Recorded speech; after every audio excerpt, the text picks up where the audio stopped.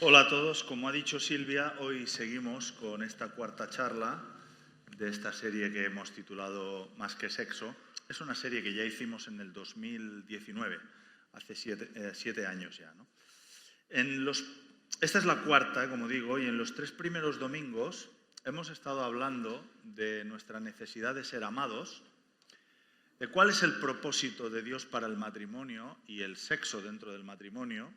Y hemos hablado también de la identidad y evidentemente de la identidad sexual. Quiero recalcar que lo que hemos estado tratando durante estas 3 semanas son como unos cimientos, son fundamentales para todo lo que vamos a hablar desde ahora hasta el final. Nos quedan como 4 mensajes más. Y si te has perdido alguna, pues no es porque yo quiera hacer promoción, simplemente que creo que es necesario. En otras series sabéis que intentamos construir progresivamente y creo que sería recomendable que vayas al Spotify y las escuches, porque te ayudará a entender algunos de los elementos que ahora vamos a tratar. Creo que algunas de las cosas que voy a hablar a partir de hoy, la semana que viene haremos un alto en la serie, porque como sabéis, tenemos la reunión en la sede, en San Feliu, una vez al mes tenemos la reunión allí. Yo no estaré aquí. Tendremos un ministerio invitado muy interesante que va a estar hablando sobre lo que Dios está haciendo también en el mundo musulmán. No os lo perdáis. Pero todo lo que voy a hablar hoy y lo que hablaré a partir de junio está basada en cosas que hemos estado enseñando y articulando en las 3 primeras semanas. Y si no las escuchas, creo que te faltarán algunos elementos del puzzle que expusimos en esas primeras semanas para encajar con lo que vamos a decir a partir de ahora. Está siendo muy positivo cómo la gente está respondiendo a los temas que estamos tratando en esa serie y estamos recibiendo, evidentemente, muchos comentarios positivos al respecto. Y como ha dicho Silvia, hay mucha gente que se queda sorprendida que desde la Iglesia se toque estos temas, pero es que están en la Biblia. Todos los conceptos relacionados con el ser humano forman parte de la globalidad de los elementos que Dios quiere tratar en nuestras vidas, redimir y volver a su diseño original, ¿no? Quizá podríamos argumentar que esto del sexo es un tema que le interesa a todo el mundo y por eso la gente está muy interesada en que se hable en la Iglesia de estas cosas, ¿no? Pero creo realmente o lo que yo empiezo a creer es que de verdad este tema se presta a mucha confusión y a mucho dolor. Y es un generador constante de quebranto en la vida de las personas e incluso de desesperación.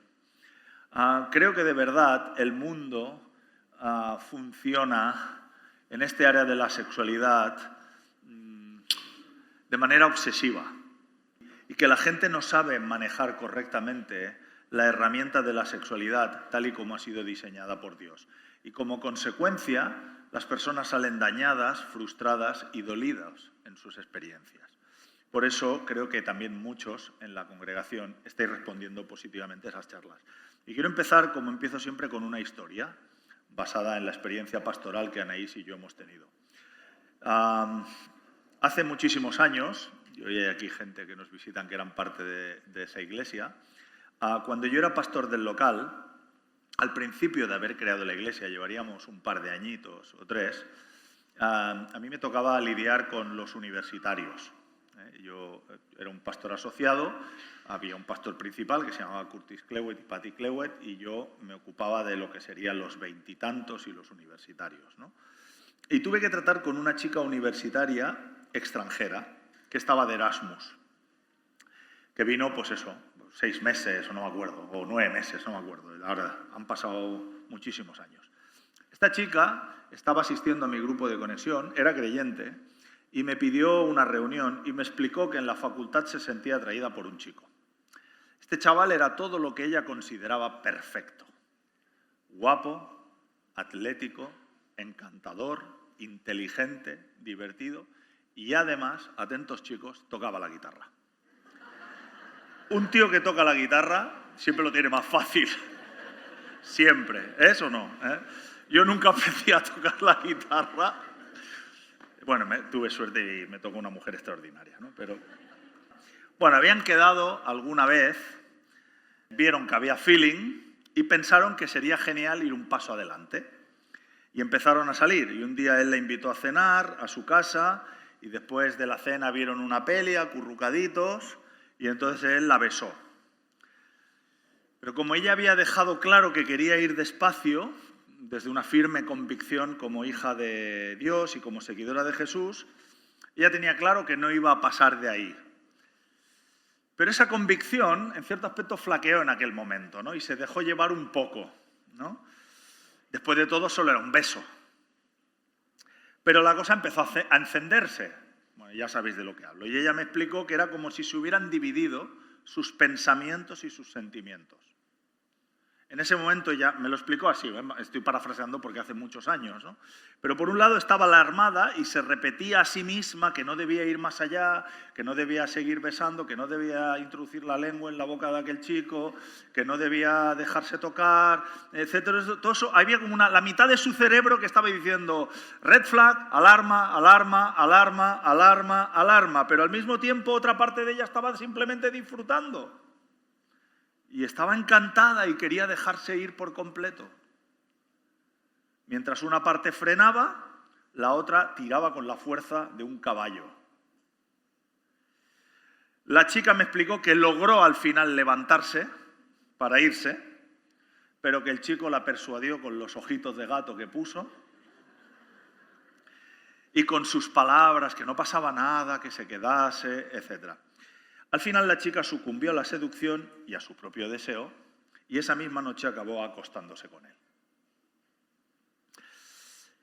Cuando ella me explicó esta historia, me quedó muy claro que ella no quería proactivamente o estaba planificando de antemano tener relaciones sexuales, pero acabó teniéndolas. De alguna manera ella se encontró metida en aquella situación y se vio arrastrada. En sus propias palabras, se vio como dividida. Y en vez de hacer una elección reflexionada, se dejó guiar por sus impulsos. Cedió al deseo ardiente, a la pasión que estaba sintiendo dentro, y fue un impulso que al final le costó muchísimo quebranto, y muchísimo dolor, y muchísima frustración. ¿Qué es lo que pasó? Hay diversas razones por las que podemos acabar metidos en una relación sexual que no corresponde a los parámetros de lo que hemos estado enseñando en las 3 semanas anteriores. Hemos hablado mucho de ello, como digo, especialmente en la semana 2, pero en este ejemplo, una de las causas principales es que esta chica no tuvo suficiente dominio propio, autocontrol. Eso es lo que he dicho. Habéis oído bien. Falta de dominio propio.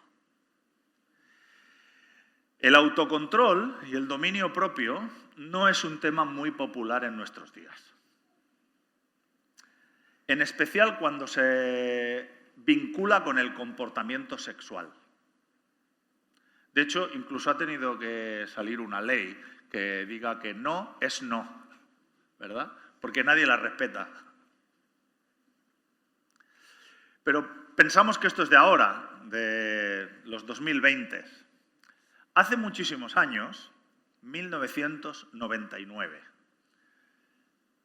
se estrenó una película extraordinaria.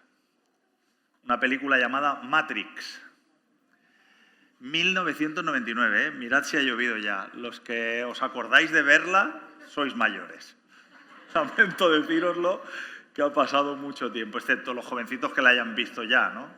Yo se la he hecho ver a mis hijas recientemente. Bueno, la primera es de 1929. Me hago mayor. Bueno, esa película recoge, a pesar de ser una película de acción y muy interesante, es fantástica porque recoge muchos de los elementos filosóficos que el ser humano se ha estado planteando desde los tiempos de Sócrates y de Platón. ¿Qué parte del mundo es real? Etcétera, etcétera, etcétera. Pero dentro de eso también habla muchas veces de sociología y de comportamiento. Entonces he decidido poneros 2 clips. No sé si tenéis puesto el audio. Voy a poneros el primer clip, algunos lo reconoceréis. Y cuando se acabe, luego vuelvo a hablar una frase y os pongo el segundo clip, ¿vale? Así que si podemos apagar las luces y poner el primer clip, a ver si se escucha.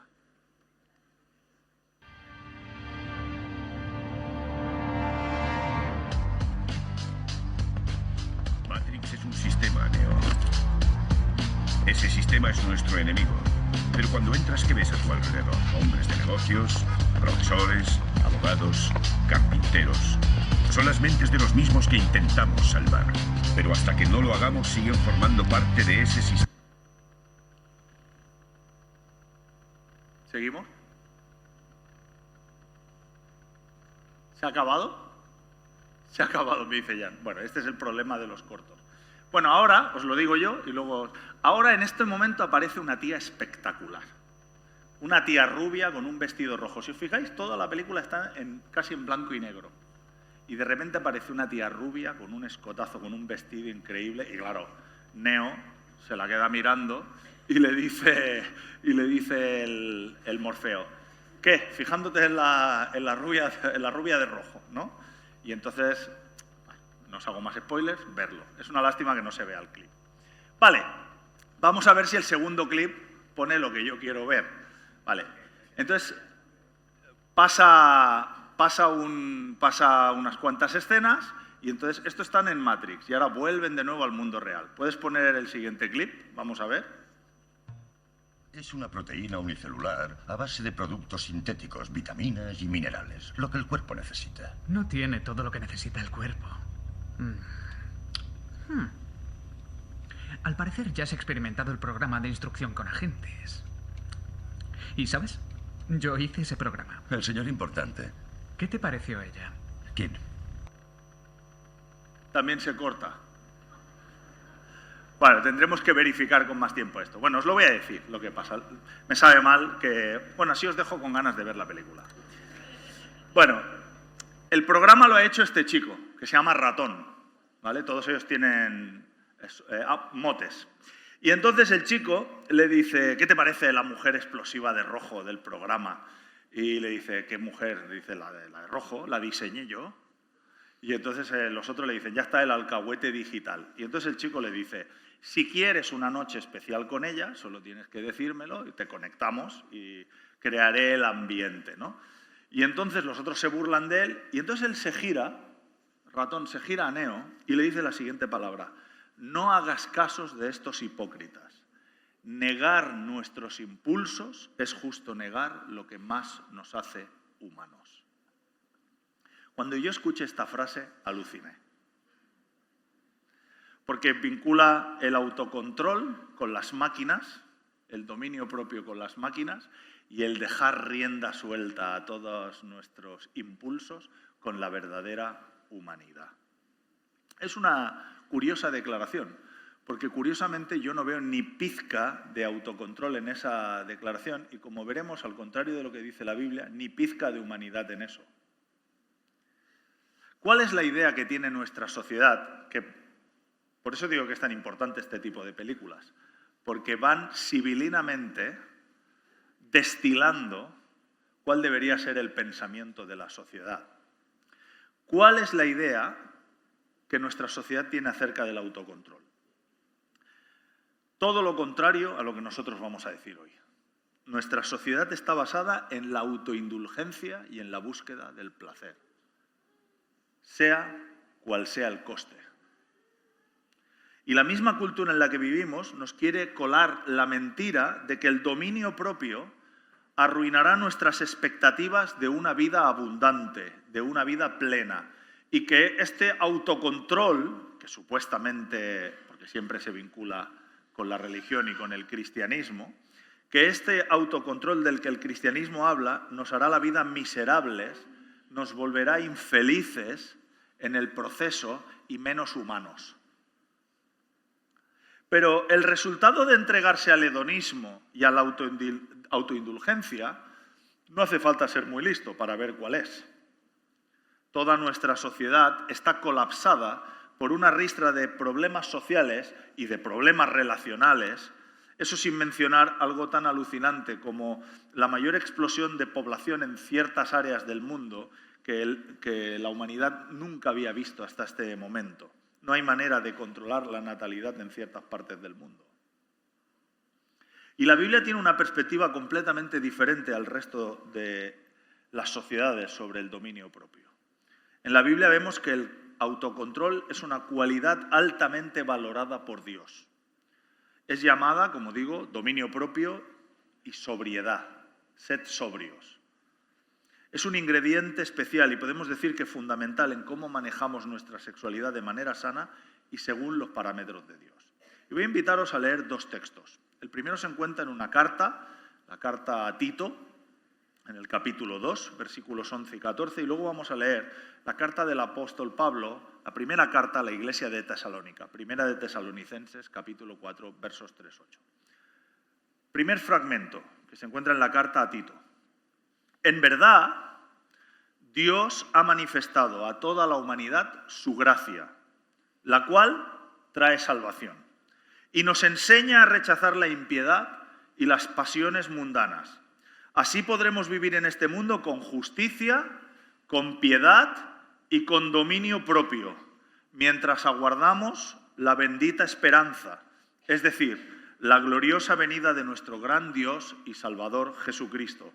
Él se entregó por nosotros para rescatarnos de toda maldad y purificar para sí un pueblo elegido, dedicado a hacer el bien. Palabras contundentes, ¿verdad? Vamos a mirar el segundo texto. También una carta del apóstol Pablo a los tesalonicenses, a la iglesia de Tesalónica. Capítulo 4, versos 3 al 8.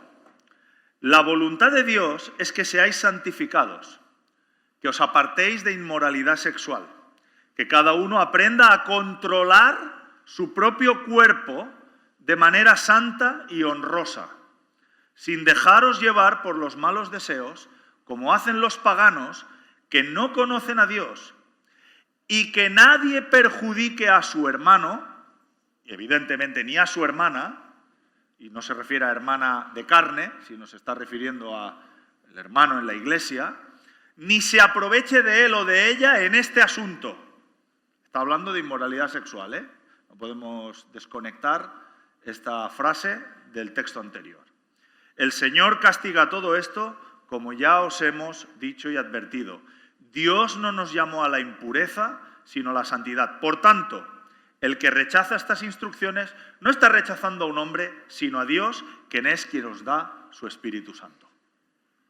También, palabras contundentes. Lo primero que vemos en Tito para mí es una declaración alucinante. Si puedes volver a poner el texto de Tito, Jan, por favor. Fíjate, que nos habla al principio y al final de la gracia.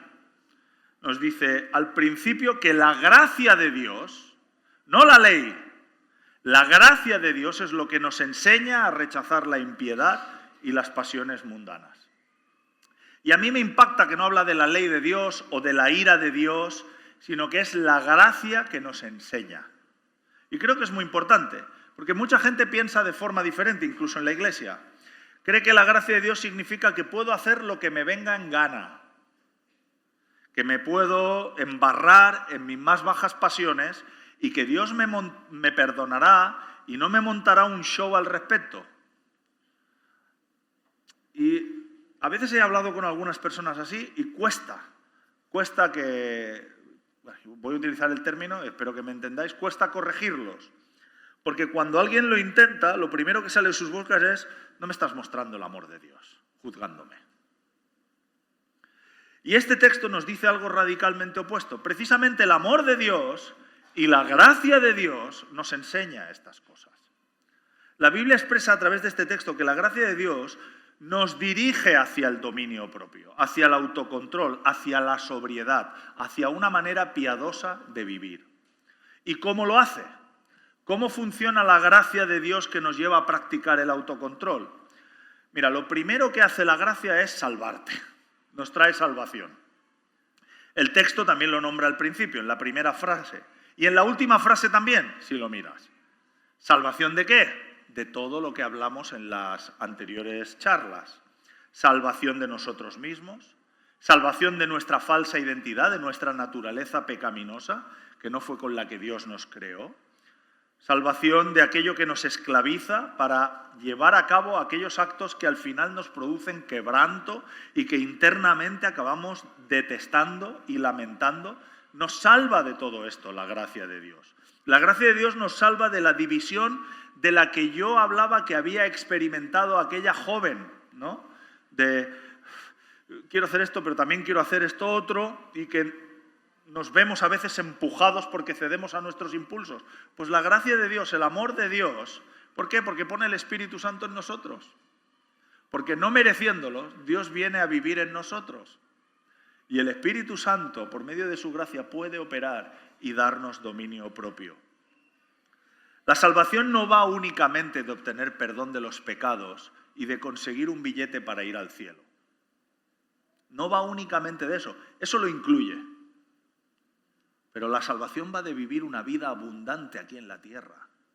Esta es la promesa de Jesús.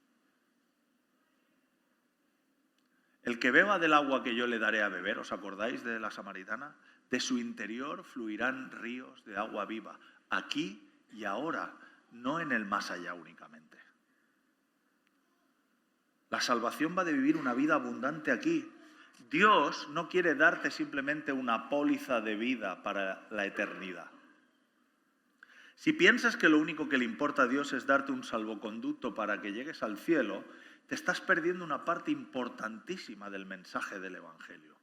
La salvación de Dios tiene que ver con el proceso maravilloso de recuperar nuestra identidad original, la de ser transformados y de parecernos a el primer Adán antes de caer y el segundo Adán, que es Cristo. Cambiamos y nos transformamos en un nuevo tipo de persona. Y no dejando de ser quien somos, sino transformados, siendo quienes somos, con nuestras derias, con nuestros problemas y con nuestros errores, pero siendo transformados y no simplemente alguien que se queda esperando en la cola hasta que lo lleven al cielo. Jesús no vino solo para que nuestros pecados fueran perdonados, sino para darnos una nueva vida abundante, para que seamos personas en esta tierra que reflejan quién es Él.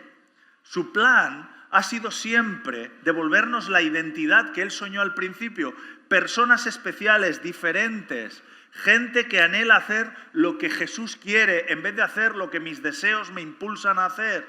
Eso es lo que quiere decir el texto de Tesalonicenses, que seamos santificados.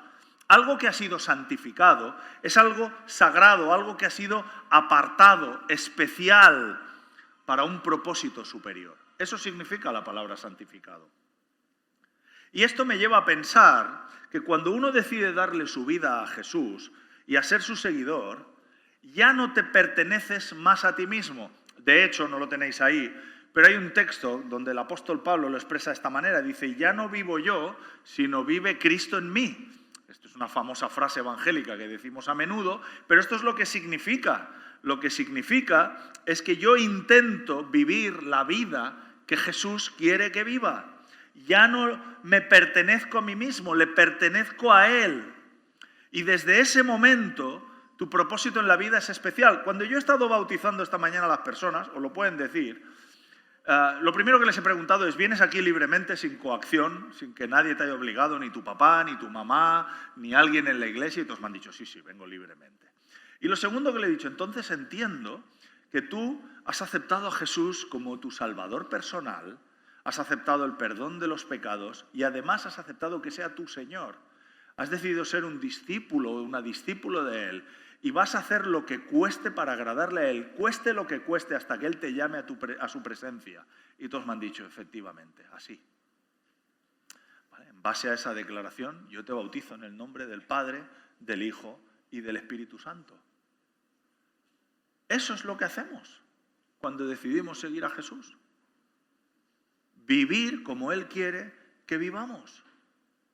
Su plan es formar, como he dicho, a personas que ya no viven como las personas que no le conocen.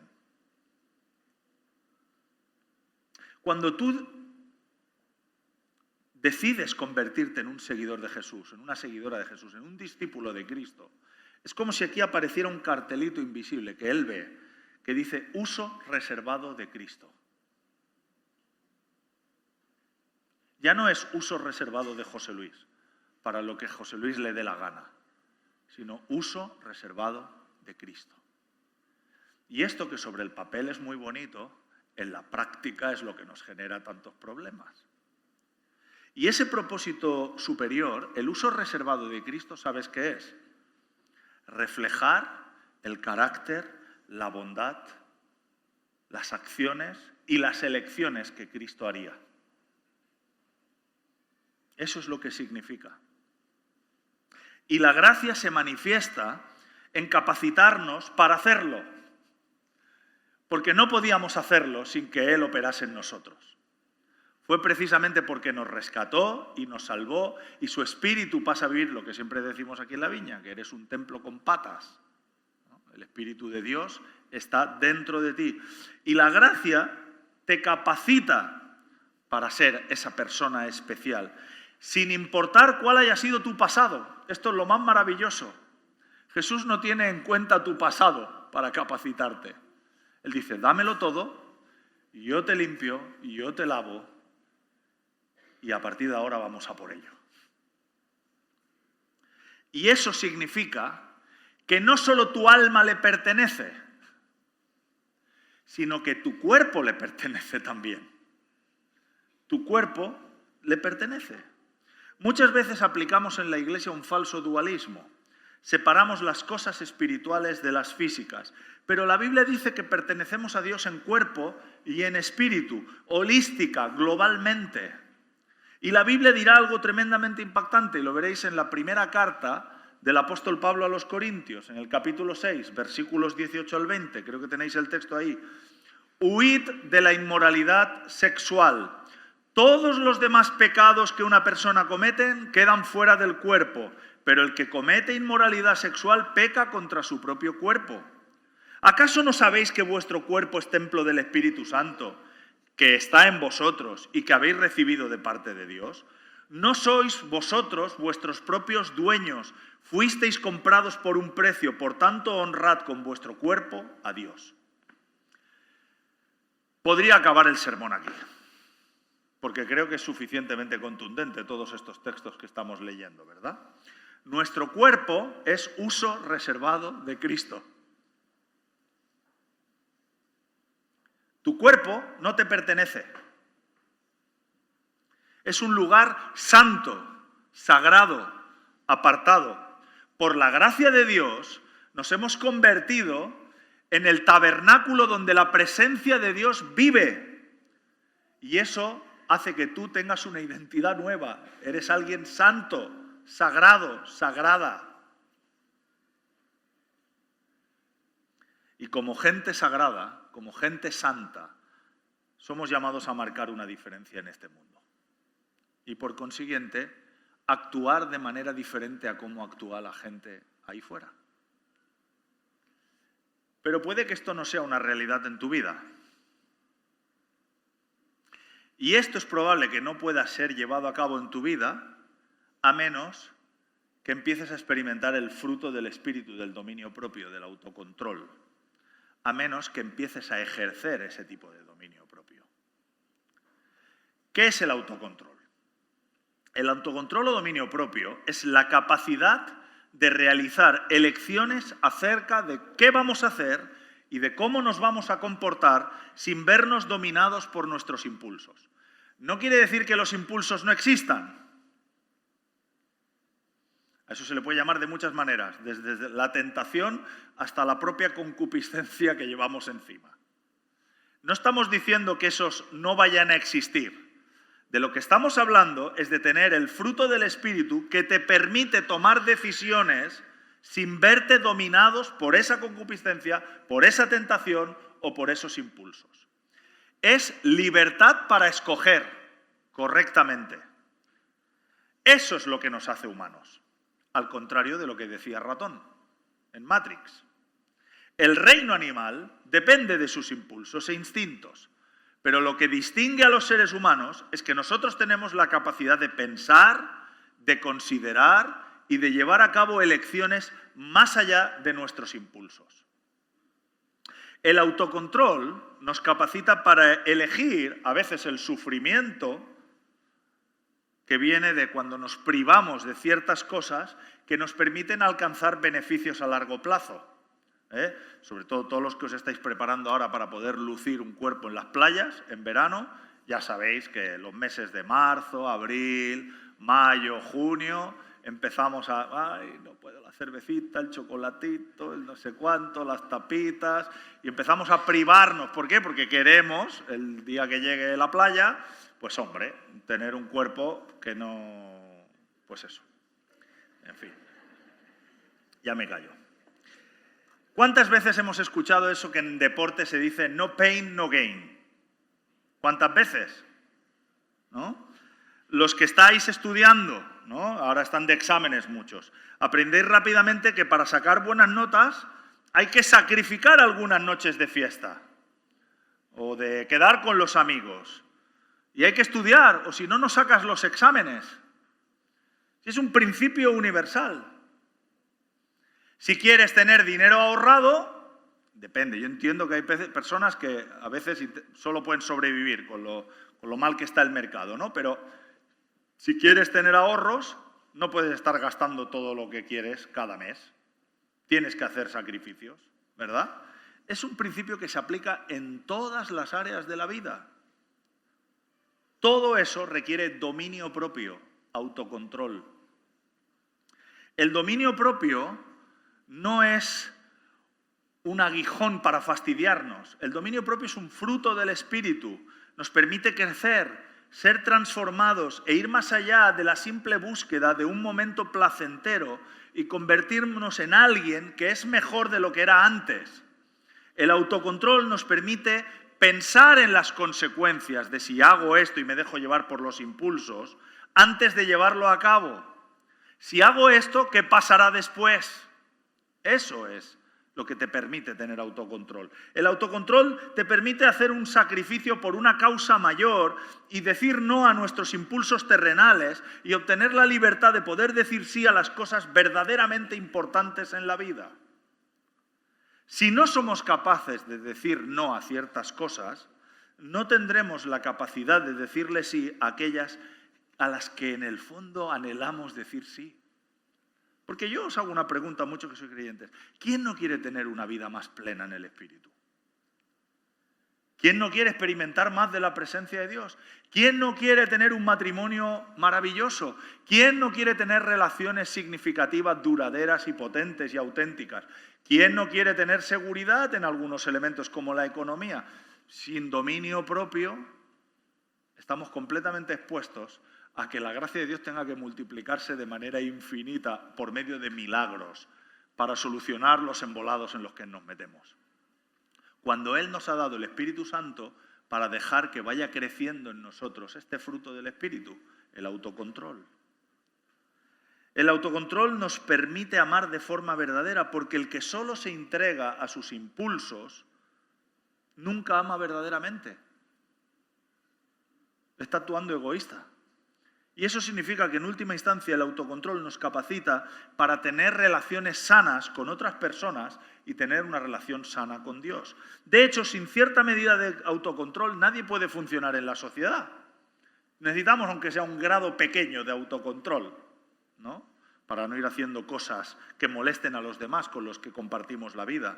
Los que no se controlan o los que no tienen la capacidad de dominio propio acaban o en la cárcel o en un psiquiátrico. ¿Es así? Incluso los filósofos griegos paganos de la antigüedad le daban un valor altísimo al dominio propio. Aristóteles llegará a decir que es más valiente quien domina sus pasiones que el que domina a sus enemigos, porque la victoria más dura es la que obtenemos sobre nosotros mismos. Y Tucídides dijo, el autocontrol es la clave para respetarse a sí mismo. Respetarse a sí mismo es la clave para ser alguien valiente. El pasaje que hemos leído anteriormente nos dice que sin autocontrol, el de 1 Corintios, acabamos viviendo como paganos, que es la manera en la que la Biblia llama a aquellos que no conocen o no tienen una relación con Dios. Y somos tan hipócritas, en la Iglesia también, somos todos, yo el primero, tan hipócritas que esperamos que los que están en autoridad sobre nosotros tengan altas cotas de autocontrol y de dominio propio, ¿no? Queremos que los jefes del gobierno, los comandantes de ejércitos, sobre todo si tienen la posibilidad de apretar un botón nuclear, ¿no? Queremos que la policía, queremos que los banqueros, queremos que los CEOs de las multinacionales, sobre todo si se dedican a la bolsa, ejerzan autocontrol sobre sus deseos de tener más cada vez. Todos nosotros nos llenamos la boca de que los que están en autoridad tienen que ejercer un dominio propio porque entendemos que su posición pública y responsabilidad les exige ejercerlo. Pero cuando se trata de nosotros ya no es tan importante. Porque yo en realidad no afecto a nadie con mis decisiones. Somos tan hipócritas que celebramos la cultura de la autoindulgencia en nosotros mismos, pero nos llenamos la boca exigiendo a los demás que sean héroes abnegados a los que podamos seguir y admirar. Porque, claro, los demás. Yo y mis circunstancias, que decía Ortega y Gasset, ¿no? Y luego nos preguntamos, ¿dónde están los verdaderos líderes? ¿Dónde están los hombres y las mujeres que se sacrifican, que no ceden a los impulsos y que construirán un mundo mejor y un mundo más justo? La pregunta es, ¿dónde están en la Iglesia? Que son los que tienen el poder del Espíritu Santo para poder operar de esta manera. ¿Dónde están?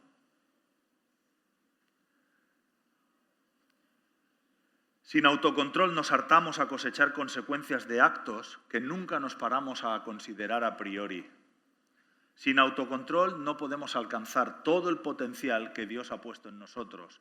Sin autocontrol, nuestra habilidad para mantener promesas de cualquier tipo es, utilizar el término limitada, para ser generoso. Y esto, por supuesto, tendrá un impacto en las promesas que te haces cuando te cases. ¿Qué valor tienen esos votos si no he aprendido a ejercer dominio propio? Prometo que te amaré en la pobreza y en la riqueza, en la salud y en la enfermedad, hasta que la muerte nos separe. ¿Qué valor tienen esos votos sin dominio propio?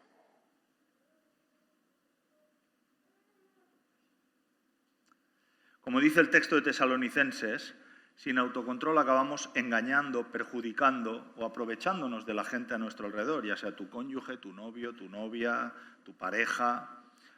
No será la primera vez, especialmente, lamentablemente, mujeres, no será la primera vez que alguien se entregó a relaciones sexuales con alguien porque sentía que había amor y luego se encontraban con que la otra parte no estaba interesado simplemente estaba interesado en tener una noche, un orgasmo, una noche de placer y usarte como un pañuelo. Y la Biblia dice que Dios no está mirando hacia otro lado, lo hemos visto en el texto de Tesalonicenses, que le importan estas cosas y que las detesta y que acaba castigando este tipo de actitudes. No solo eso, porque cuando tenemos relaciones sexuales con alguien fuera del matrimonio, no solo te estás aprovechando o perjudicando a la persona con la que tienes sexo, sino que estás perjudicando a la persona que algún día será tu marido o mujer. Esto va para los que no estáis casados.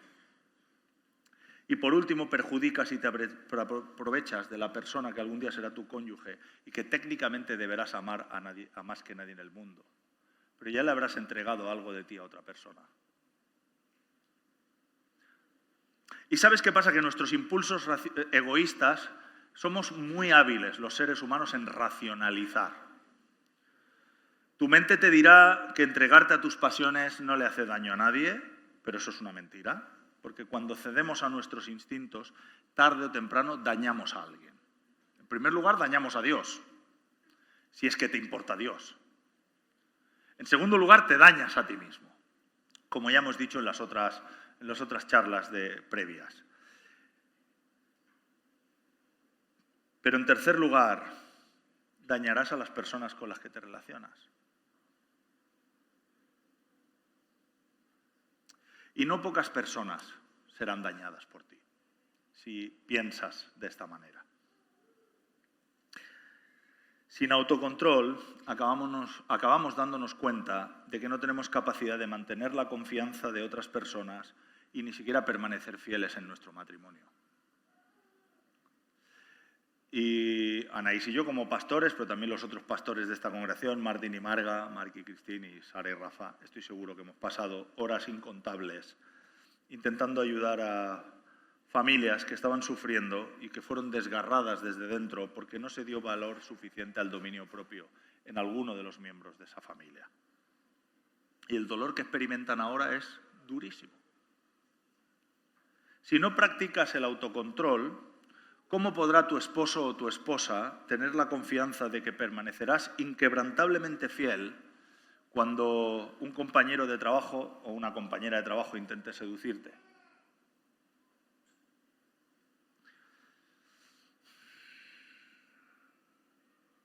¿Cuánta gente nunca ha aprendido a decir no a estas pasiones y como resultado su vida y la vida de su descendencia ha quedado devastada?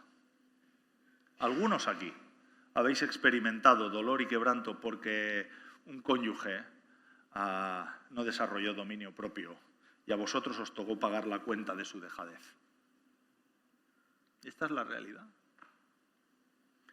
Y la Biblia nos deja claro que si te dejas arrastrar por la corriente de tus impulsos y de tus bajas pasiones, tu conexión con Dios también se verá seriamente afectada, porque no es posible mantener este estilo y creer que uno puede tener una buena relación con Dios.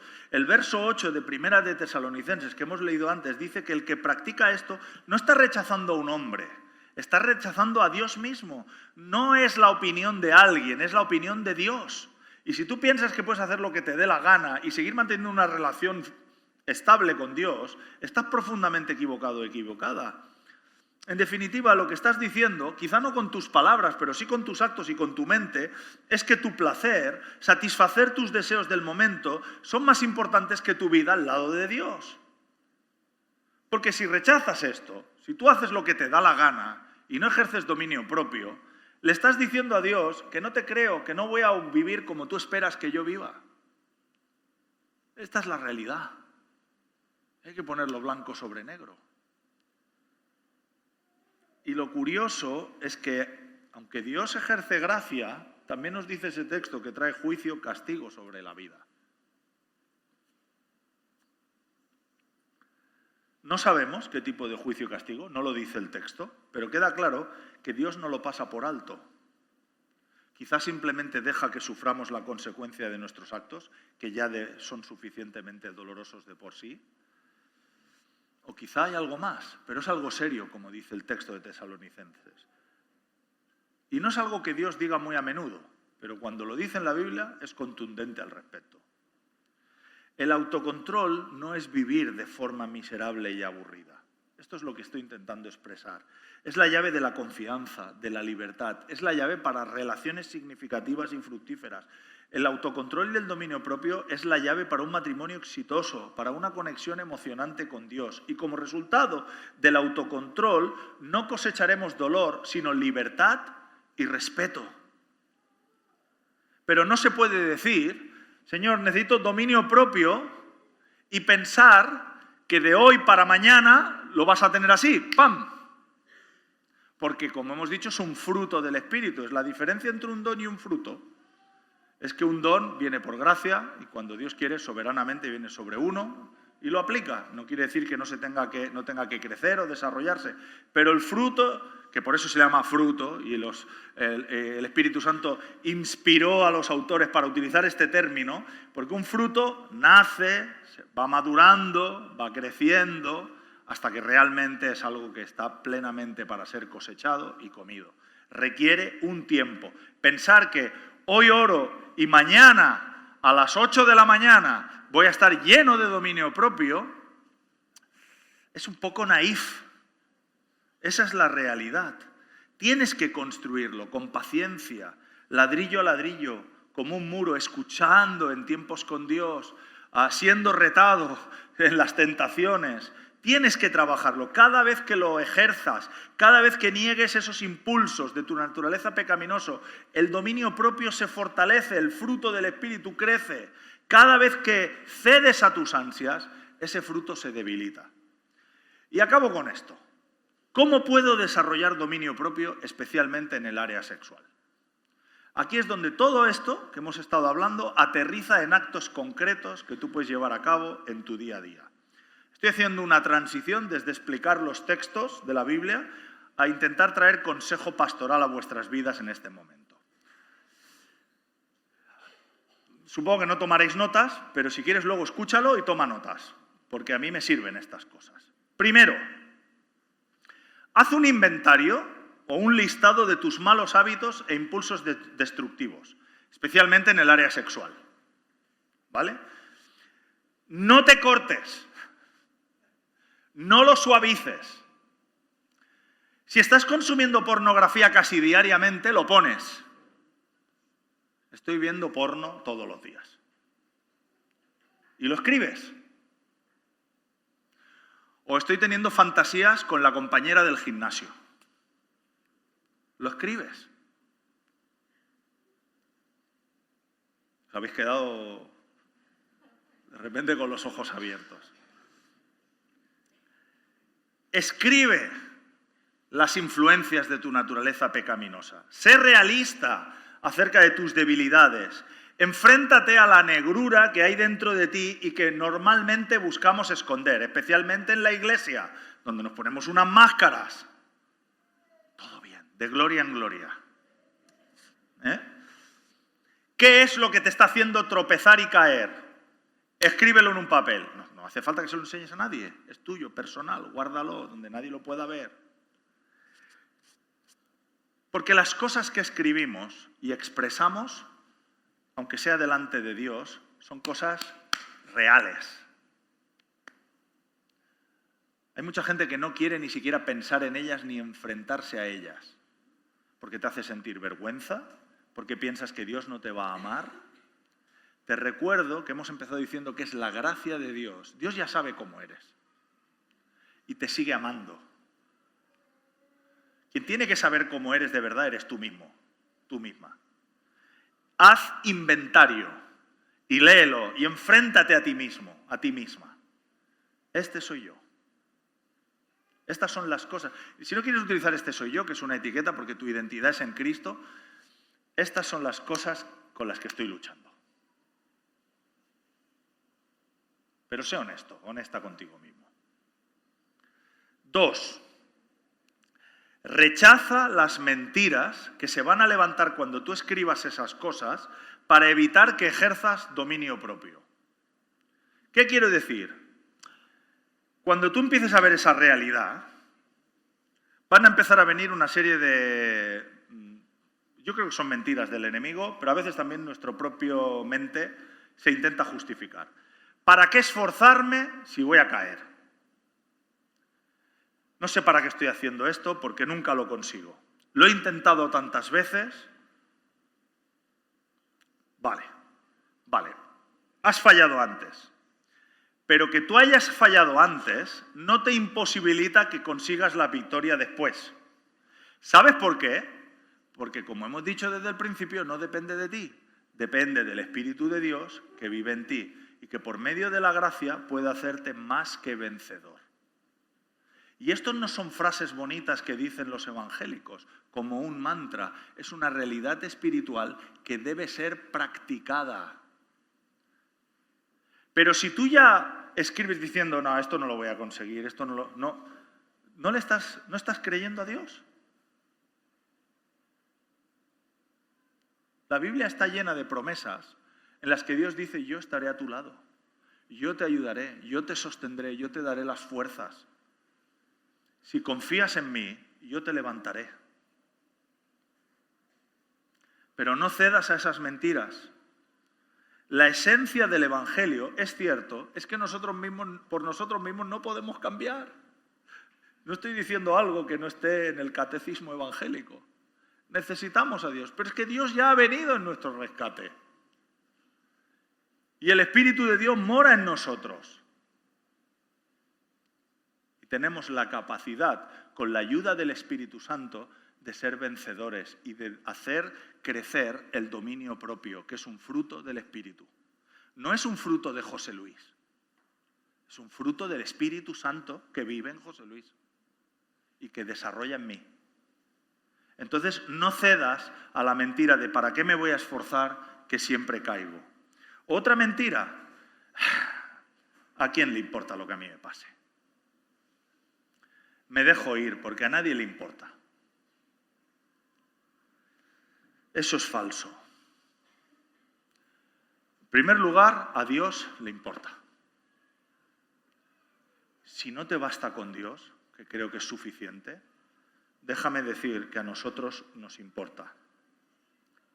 Por eso estamos destinando todas estas semanas a esta serie. Y por eso hemos desarrollado 30 y pico grupos de conexión en esta iglesia, donde puedes conectar, y grupos de discipulado, y donde puedes rendir cuentas, y donde puedes pedir ayuda. Por favor, ayúdame en esto, porque estoy luchando con estas cuestiones. Nos importa. Hay gente a tu alrededor en esta iglesia a quien le importas. Pero tú tienes que darles la oportunidad de estar a tu lado y de ayudarte.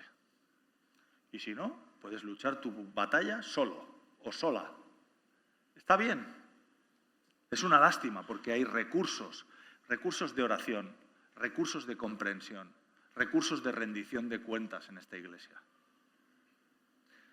Haz un inventario.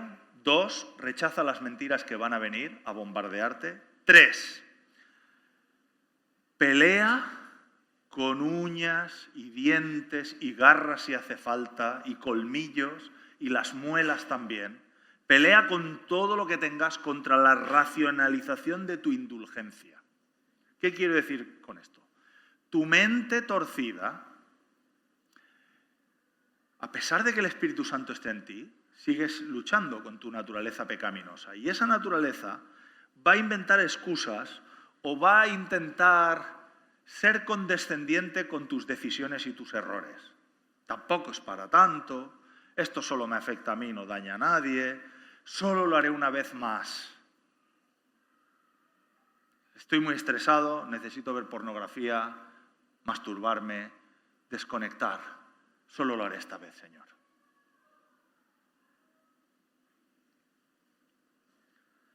Mañana empezaré de nuevo. ¿Y por qué José Luis se pone así? Esto es algo normal que hace todo el mundo. ¿Por qué se ponen así en la iglesia? Técnicamente, esto no es coito. No hay una penetración. ¿Cómo definimos sexo? Porque claro, si tenemos una práctica oral, eso no es sexo. ¿Cómo que no? Sexo oral. Pero ves, nuestra mente constantemente está haciendo concesiones. ¿Quieres saber si algo es correcto o incorrecto? Los que estéis casados. Esta es la prueba del algodón. Cuando estés pensando en hacer algo que no es con tu mujer o tu marido, piensa si se lo contases, si consideraría que eso es sexo o no. Cuando tú estés tentado a practicar algo o tentada a practicar algo que no sea con tu mujer o con tu marido, tú párate un momento y dile, si yo se lo contara esto a mi mujer, ¿qué pensaría? Los jovencitos, si crees que tus padres tendrían reparos en que continuases haciendo lo que estás haciendo con tu novio o con tu novia, ya sabes que es un red flag, ¿no? Es muy sencillo hacerse esa pregunta. Es muy sencillo hacerse esa pregunta. ¿Esto realmente es sexo o no es sexo? Los chicos, pregúntale, si se lo explicara al padre de mi novia, ¿qué pensaría? Esto es muy sencillo, esa prueba de algodón. Las chicas igual, También se lo podéis preguntar a la madre o al padre de vuestro novio. Le preguntas, ¿esto qué pensaría el padre de mi novio o de mi novia? ¿Le parecería bien o no? Tengo más preguntas. 4. evita situaciones que están diseñadas para quebrar tu dominio propio. No te metas en circunstancias donde luego te va a resultar difícilmente terrible ejercer dominio propio. Es decir, no te metas en arenas movedizas. No es muy bueno irse de farra a una disco hasta las tantas. ¿Por qué? No porque bailar esté mal, sino porque allí se consume de todo y porque la gente que va a una disco de farra hasta las tantas va a lo que va. Luego, pues evidentemente ejercer dominio propio en ese ambiente es difícil. Pues hay que evitarlo. No es bueno pasar tanto tiempo a solas charlando de tu vida privada con tu compañero o tu compañera de oficina, que parece que te entiende mejor que tu marido o tu mujer. No es sabio quedarte a dormir en casa de tu novio o de tu novia. No es bueno viajar solo y tener internet y tener la habilidad de poder ver en el hotel lo que quieras.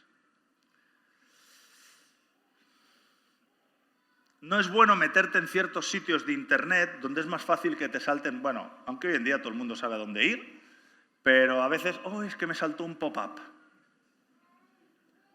Bueno, pues yo qué sé, es muy sencillo. Ponte un software que elimine todos los anuncios. De eso hay, ¿eh? Bueno. Hay momentos, hay situaciones, hay circunstancias de las que hay que huir como alma que lleva el diablo. Y no pensar que yo podré con esto, lo haremos bien. El autocontrol no tiene que ver con no tener debilidades. El autocontrol tiene que ver con saber exactamente cuáles son tus debilidades y saber cómo no darle espacio a ellas en tu vida. Quinto, escucha tu cuerpo. Escucha tu cuerpo. Voy a hacer una concesión aquí. Cuando mi mujer y yo salíamos como novios, hubo un compromiso, ¿verdad?, a disfrutar de la relación de una manera en que no tuviéramos que avergonzarnos en el futuro. Si la relación no llegaba a buen término, que yo la pudiera mirar a los ojos y saber, y ella me pudiera mirar a los ojos a mí y saber que habíamos mantenido cierto grado de autocontrol. Porque queríamos reservar la sexualidad para cuando estuviéramos casados. Y yo me propuse, personalmente, que cada vez que estuviésemos haciendo algo y me causara una erección, íbamos a parar inmediatamente. ¿Es así? No hacía falta mucho.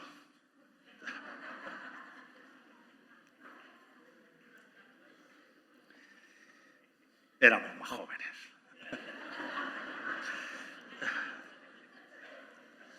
Y nos besamos mucho y vimos peli juntos y fuimos a cenar y excursiones y conectamos, hicimos incluso misiones juntos y alguna vez estuvimos pisando la línea, ¿no? Pero escuchar a nuestro cuerpo, yo puedo hablar a los hombres, todos sabemos cuándo se produce una erección, no hay más. En el caso de las mujeres tienen sus propias señales físicas, ¿verdad? Nos ayudó a ser conscientes del peligro y evitar una vergüenza posterior. Y tanto ella como yo, por la gracia de Dios, llegamos vírgenes al matrimonio. El cuerpo habla y grita. Y te dice, estás listo para tener sexo.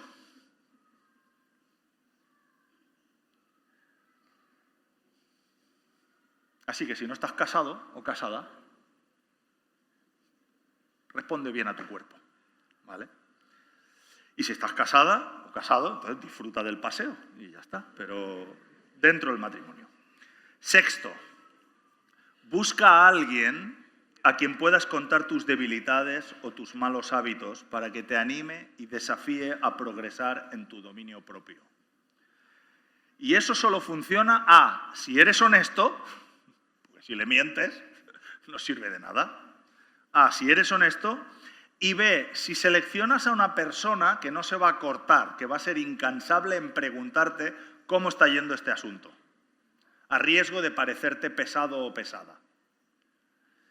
Así que busca a alguien que no sea condescendiente y que tenga claro que no busca agradarte, sino ayudarte.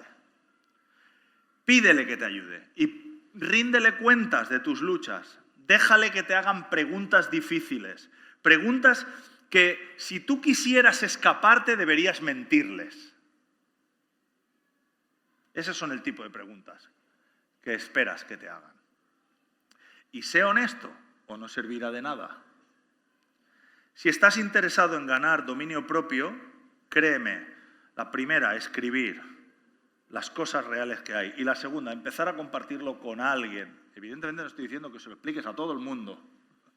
Selecciona a alguien de tu confianza, alguien con quien puedes hablar.